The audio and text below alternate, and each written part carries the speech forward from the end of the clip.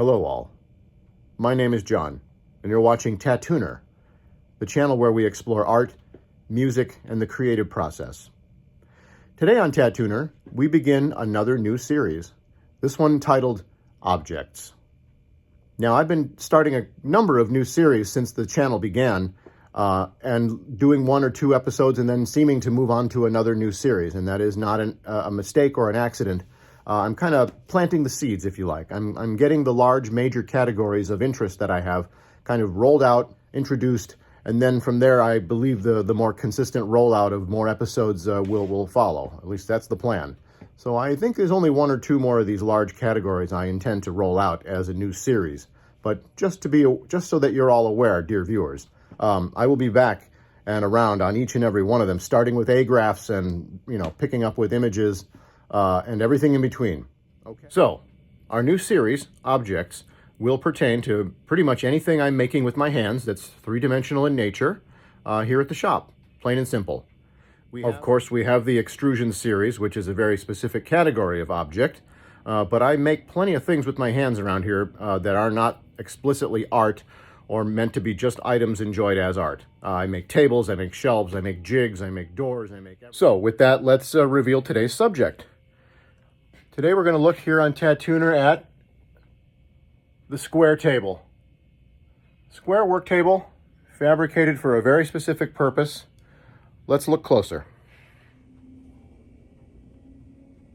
So, here we have a trio of rolling surfaces, more commonly known as workbenches or tables. But in this case, you have a trio of rolling surfaces, each of which does a very specific job. This one, you can see, is pretty well covered, and it's going to remain that way for now. So that's just a glimpse, a preview, if you like.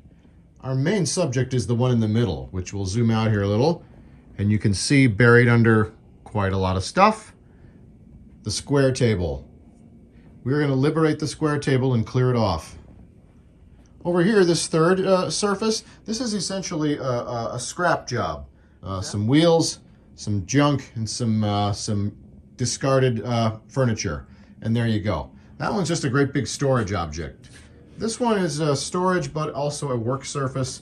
And then this one, again, will remain mysterious for the time being. While we're out here, and before we get busy, let's just take a quick overview here. Everybody, I'd like to introduce you to Ballerina Bot. This is a droid that dances. She's made out of furniture parts and lamp parts. I have not yet found a name for her. I have been working, actually I've been stuck for years now on her face. What to do? I'm not even sure if I want to use this for her head. More about Ballerina Bot soon. Moving over here, we can have another quick glimpse here. I'll just grab this stuff off of here. Sandpaper, triangles, and there you see down there an extrusion sitting in pieces, unfinished, partially finished. We'll pull that out, dust it off, and examine it more closely, and in all likelihood make a video in which we finish it.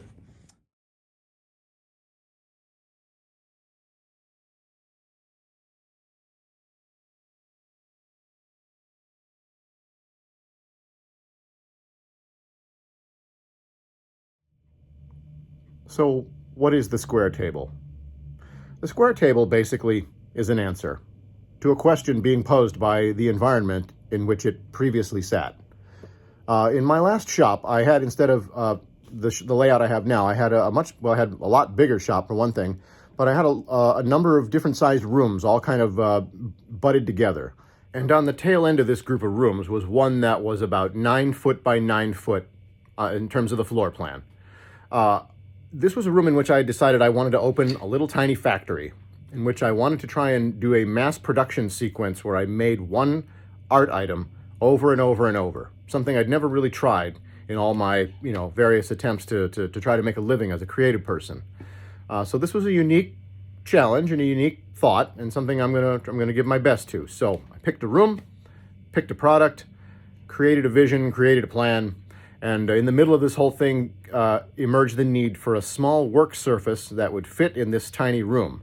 Unlike all the other rooms I had where I had larger workbenches generally along the walls and along the windows and such, this room was very small and I just needed to be in the middle. So I needed a table that would occupy the middle of the room, thus the square table. Now, what I also happened to have with me at the time was the piece of wood that would make the square table top. It turned out to be a 3-foot by 3-foot square flat piece of some kind.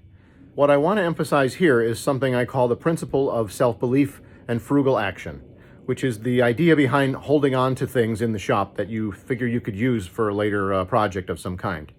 Now, we all understand that doing this to excess and without reasonable limits is called hoarding and so forth.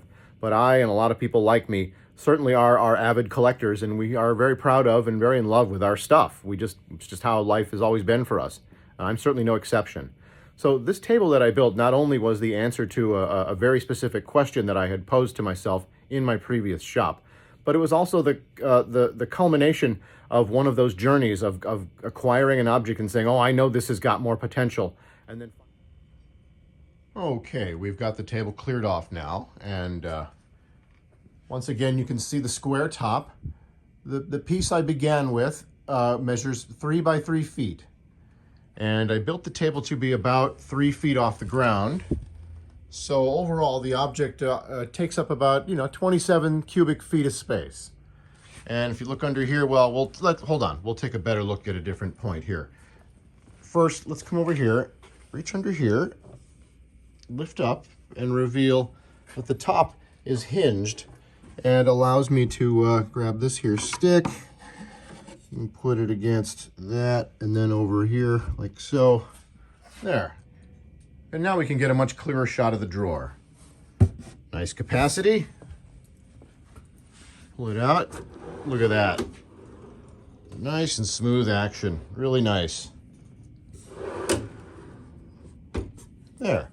So if I take the table, pull it, turn it a little bit here, and then pull back and go up like so, you could get a decent angle and a decent idea of how this could be used as a drafting table or a design table. Be a fabricating and working surface some of the time, and then some of the time to clear it off and put my ideas and my layouts vertical and be able to kind of work standing up. And then down here finally you've got quite a good bin, as it were, underneath for storage.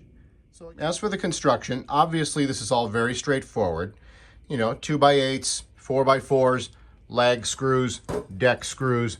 There really isn't a whole lot more to it. And if you look around the shop, like on the corner of this deck, you'll see that pan up on this deck. You see the same construction there and there. I've got this deck here in the piano shop also. Same thing. I actually learned that from a long lost friend who used to build a lot of scenery and stuff. Very simple technique, but works for just about everything. And by the way, this piece here, this hanging object, this belongs with the mystery object in the other part of the shop. So, I believe by now in the video I've managed to mention at least once the main idea behind the square table. I wanted to build a factory in a small room in my shop. And so I got the idea that this one table needed to kind of answer all my many criterion. So it's a work surface, it's an office, it's a storage facility, it's a drafting table. Basically, it's the entire works. The warehouse, the factory floor, and the upstairs offices all in one object. Or so, that's how my aspiration felt. And while you can be certain I gave it my all, I didn't finally get the results I was hoping for. I was very productive, very determined, did a lot of good work, but things didn't quite finally gel. Why?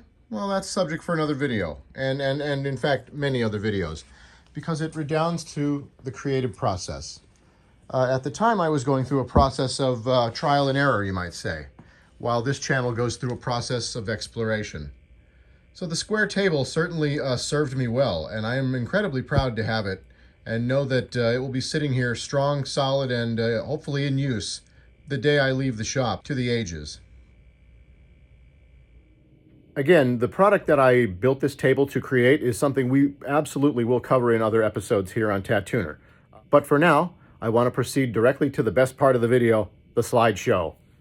I should be advertising the slideshow up front more and more, I think, when I have them, because they're fun. Anyway, grab your popcorn, sit back, and check out this series of visuals that shows you the fabrication process of the square table.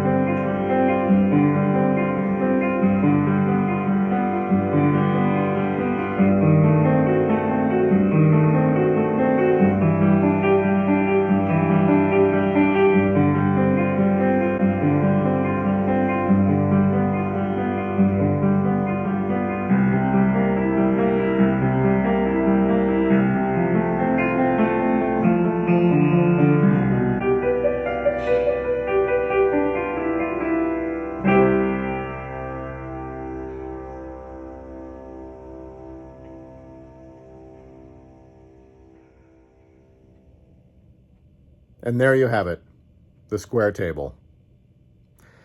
So the project for which the table was built kind of stalled out after a couple of years.